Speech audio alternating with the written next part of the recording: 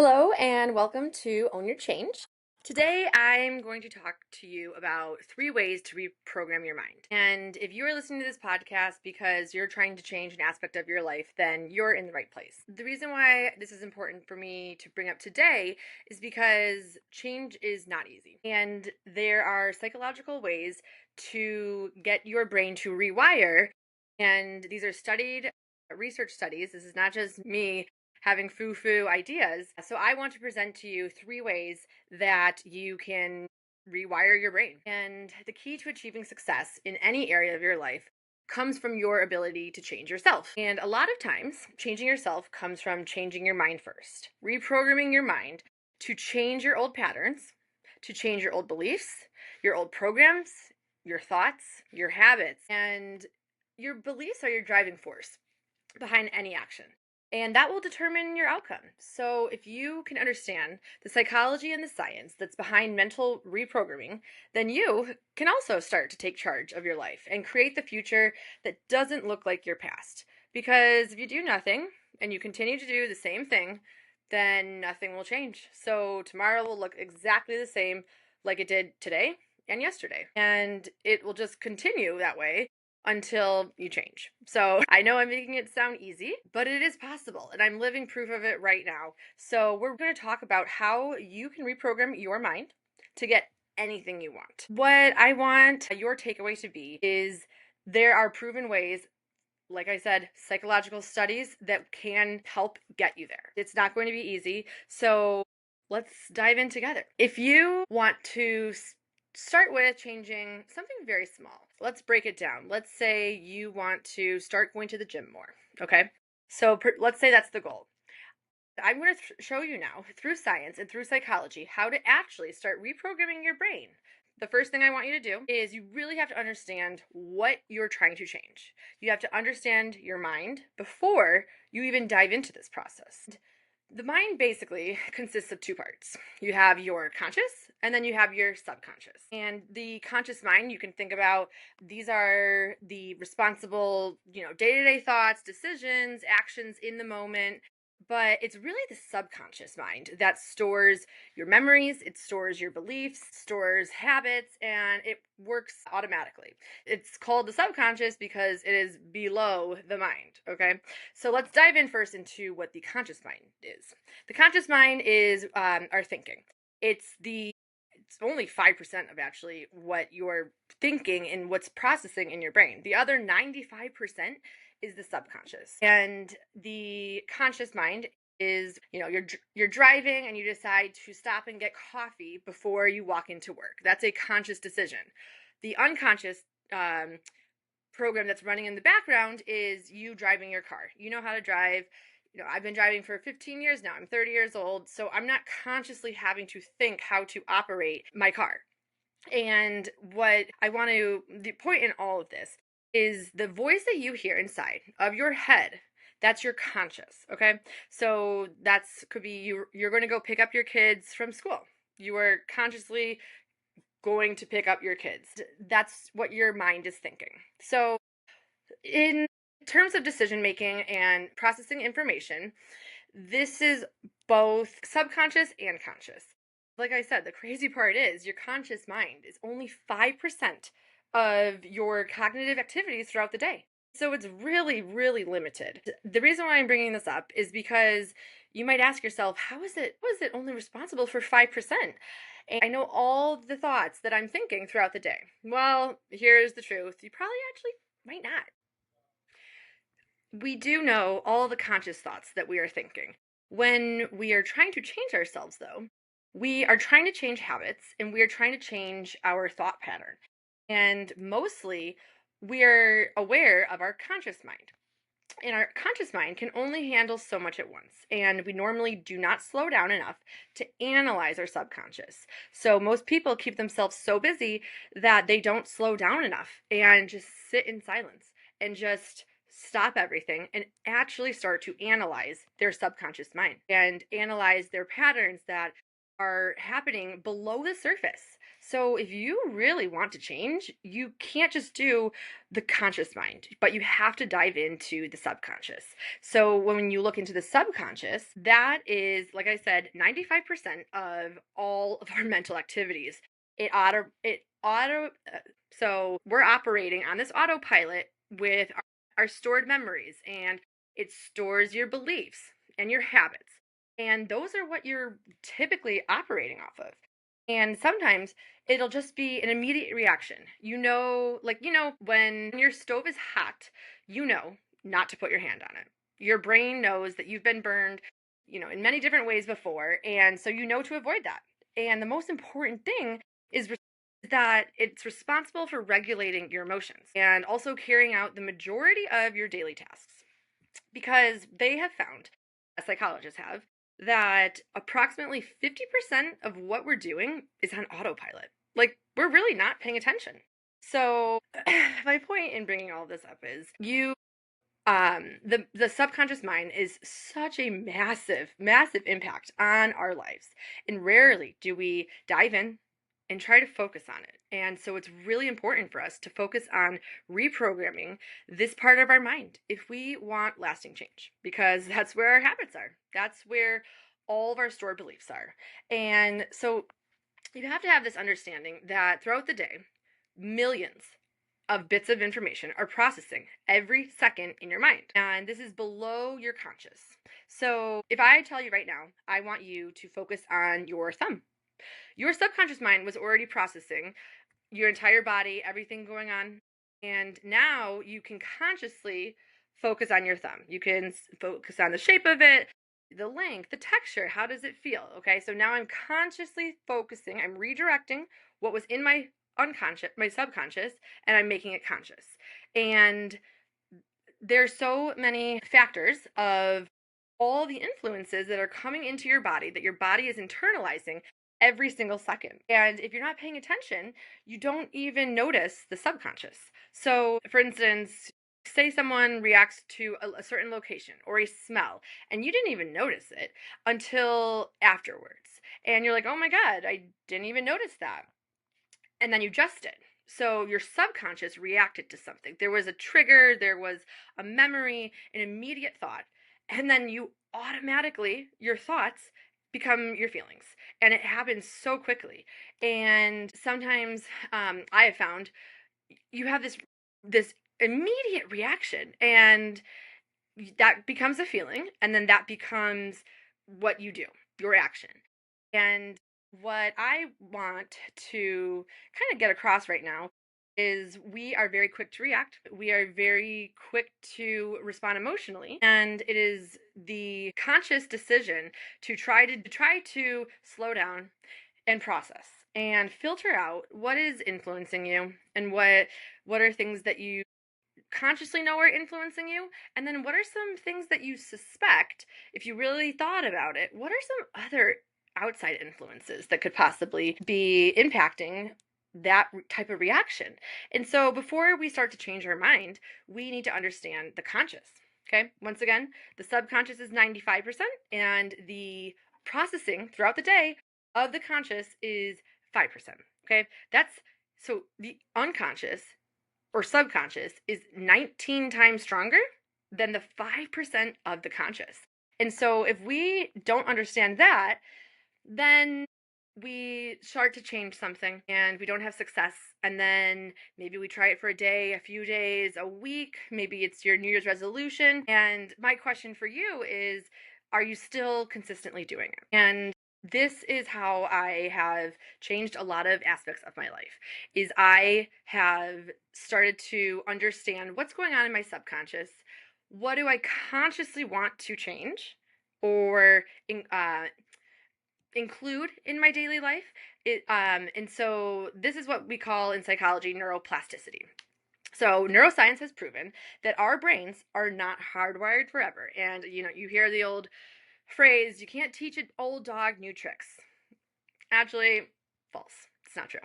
You can teach an old dog new tricks, and it might take longer, And that's because they're older and they're used to their patterns of behaviors. But you absolutely can change and you can teach someone something new. So we have to understand that.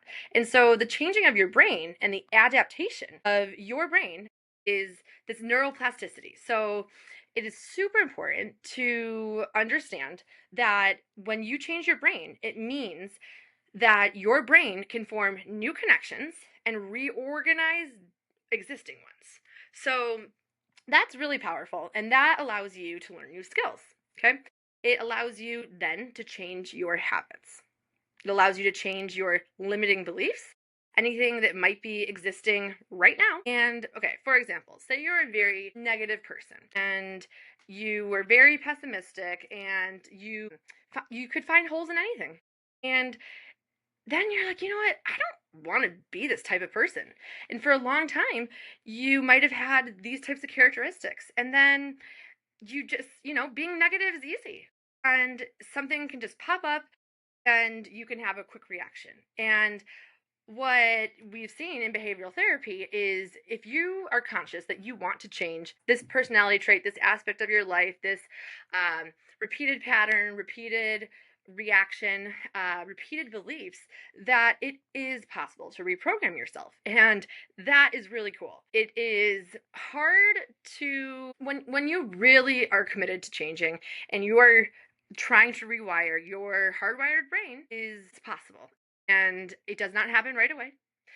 But it's so important to know that the neurons that fire together, what is it like? The neurons that fire together wire together. And that's what it's like a term that they've said in neuroscience. And let's break that down real quick. So that means your neurons, those are electrical signals between each other. And so when they say fire together, that means electrical signals are sending to one another. So there's parts of your brain that are connecting these negative alleys. And it's so easy for your brain to then just go down that negative alley. So you might not really have much of a positive alley, if you will, for your brain to go down. But if you start to work on it and try to find the good and try to find the, make it your goal to every time you have that first thought of something negative, something bad, you can't change that thought.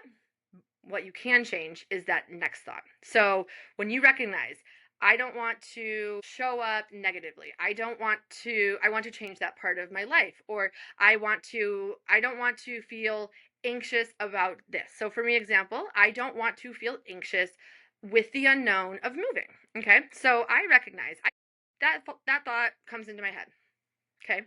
That thought has happened. I can acknowledge it. And what I can do differently is my second thought. So again, in terms of neuroplasticity, what research has shown is if you can redirect every time I think this, I'm going to do this action. So what that looks like for me is I find 3 good, positive things about whatever my negative aspect that I'm trying to change is. So what that does is it allows the brain to stop paying attention to the negativity, the uncomfortableness, the unknown, whatever that uncomfortable feeling is for you. And then we're going to rewire and create a positive signal. Okay. So this is strengthening now the signal between, okay, I don't like how this is showing up. I can change. I'm going to choose this action. I'm going to think through 3 positive things, and I'm strengthening now this new signal. And that is what, over time, that is how, with repetition, how part of changing an aspect of your life is. And it sounds easy. It's not. I'm going to just be quite brutally honest. It's not going to be easy, and it's still possible. And that is what's powerful, that once it's, you can't really put a number on it, but it's repetition over and over and over and over and over again. And until you have changed that. And now, once you've repeated it and repeated this new type of behavior, this new type of rewiring, eventually it will go into the unconscious. So this is, like I'm saying, this is, you're not going to touch this oven stove. You already unconsciously aren't thinking about that. Your subconscious knows, don't touch the stove. You've already learned that. Okay. When you're driving, I'm 30 years old, I've already learned how to drive. So that's my subconscious. And right now, if I'm trying to establish a new neural pathway, that is absolutely possible. And I'm doing it right now. And I am living proof that this type of change is possible. So if we can change our brains through neuroplasticity and we can rewire our brains for success or for happiness or for, say, you want to feel more loved or more gratitude, absolutely, we sure can. And we just need to be very clear to our brain what's happening at a lot of points in time. So we need to become very aware and we need to be very clear on what thoughts are going on in our head. What are the behaviors? What are the habits that we have that we need to change in order to eventually change our lives? And a lot of times, most people are just kind of living their lives unaware. And it's like we're walking around like zombies. We are not aware of our conscious. Like once you start to bring this awareness, though, to your conscious, you start to notice things about yourself and you then can change over time. And if we consistently practice these new patterns, our brains will eventually adopt them and they will become the new norm. So there's really three parts of this. So before we go into the repattering and exactly how we're going to do it, there are three simple steps. So the first one is awareness, right? So number one, what do you want to change about yourself and what do you want those new things to be? So you've got to become aware. I don't like the unknown. So it makes me nervous. It makes me feel insecure, not insecure, nervous for the unknown. Okay. I don't want to have this type of dialogue in my head anymore. So who do I want to be? I want to be the type of person who's comfortable trying something new. I want to be the type of person who can get up and move and adapt to that type of newness, right? It's new for me. So great. I'm aware of that. Well, now what? Okay, so I can notice myself consciously. I'll notice myself starting to go down like a little bit of a rabbit hole of what is this going to look like? Where am I going to live? When are we going to move? All of these things.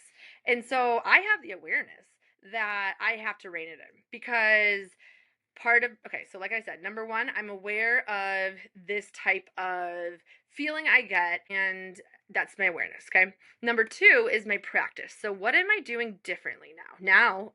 When I am aware, okay, here I am again. I'm going down this rabbit hole of, I can't do it. It's hard. Okay. Stop. Pause. Okay. Now, what are three things that I do know? And what are three good outcomes of moving? And then number three is going to be repetition. Like I said, also in terms of neuroplasticity, what we know about the brain is a muscle. And what I mean by that is the more you do something, the more something grows. And think of it in the snowball effect. The more snow that you add to your snowball, it can soon become a snowman. And then you can keep adding to it. Once you have one ball, then you can start the process over, begin a new snowball, place that on top, and you can do 3 snowballs. And then once you complete that, and you keep on you're repeating the same process, then you can add a carrot and buttons to the eyes. So my point is that change can continue and you can continue to rewire and reset your thoughts, your beliefs, your patterns, and your habits.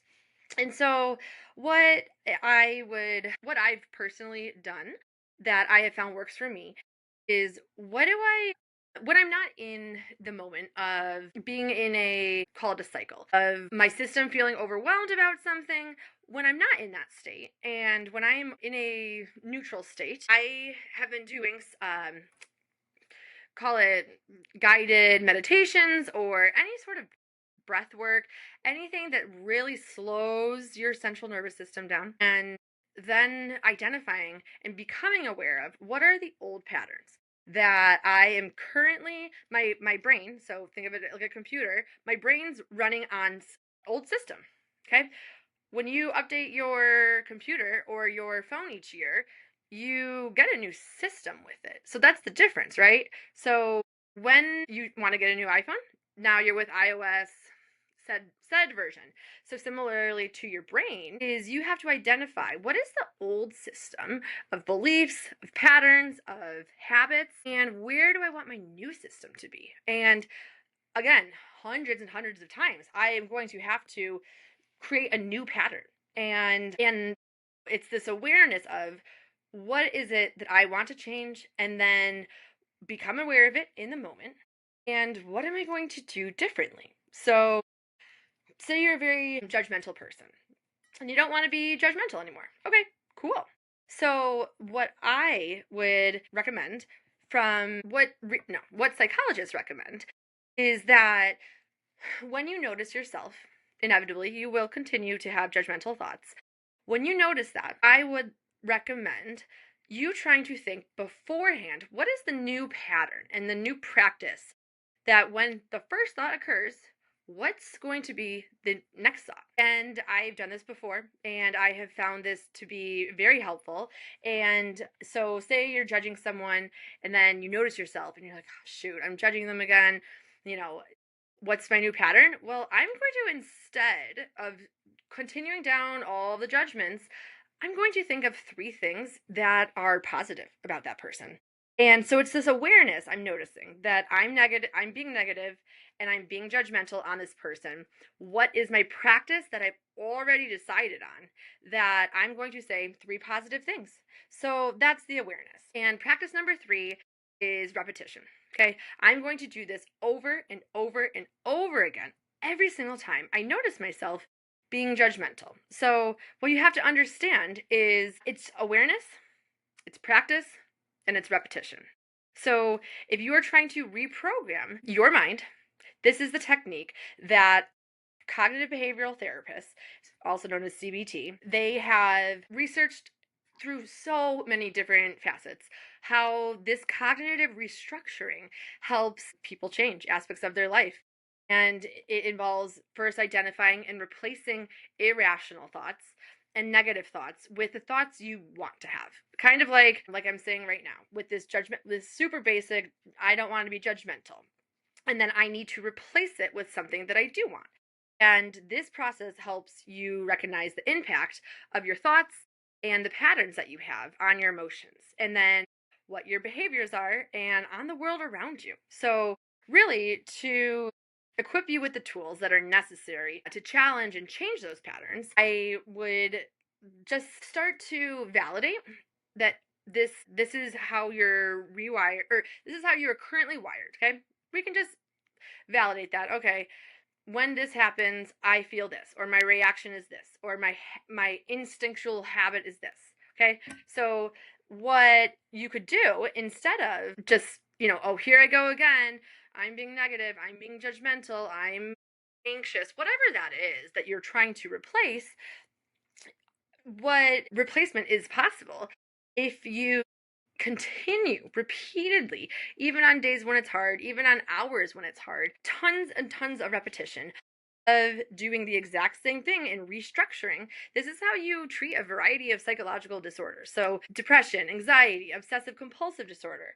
And this type of practicing cognitive restructuring reprograms your mind to think whatever you want, just more positively, less judgmentally, more loving, more grateful, whatever it is that's going to give you a greater sense of confidence and make you more likely to take action, which is the cool part about it. So you can't always control the first thought, but you can control the second thought. And if you change your first thought to your second thought over and over and over again, hundreds and thousands of times, then eventually the second thought takes place of that first thought. So let me say that one more time. You cannot control the first thought. That's automatic. That is your old system. Cognitive behavioral therapy has shown that if you are aware of that first thought and you take control of your second thought, the first thought, and you repeat that over and over and over again until it happens automatically, then it'll go into your subconscious. And then you don't have to think about it anymore. When people think, oh, I set this goal to read a book each or whatever. Anything that's like, I'm going to do this 12 times or once a month, every single month for the whole year. Okay, that's great. So you're really motivated right now to set that goal. But let's take a step back and let's talk about what are the processes that you are going to set up for yourself in order to make that happen. Because there are skills, there are actionable steps, and there are daily practices that are going to need to go into that. And that's the type of breakdown when you're setting such a large goal, is making sure you have the systems in place to get you there. And if you don't have the systems in place, it's going to be really, really difficult to continue to repeat that behavior. And you can have the awareness that you want to read a book each month for 12 months. Okay, but what are the practices that you are going to update? And what are the systems that will help get you there to that goal?